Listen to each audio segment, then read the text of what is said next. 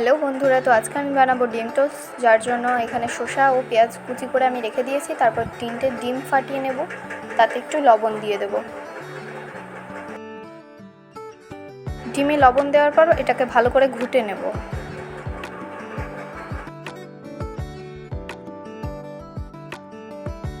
ডিমটা ভালো করে ঘোটার পর এখানে আমি গাজর কুচি কুচি করে কেটে নেব।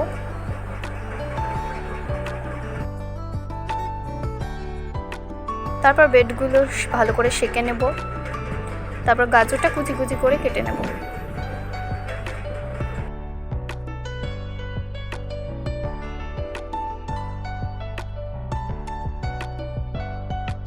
সব কিছু রেডি করার পর এতে আমি ডিম দিয়ে দেব।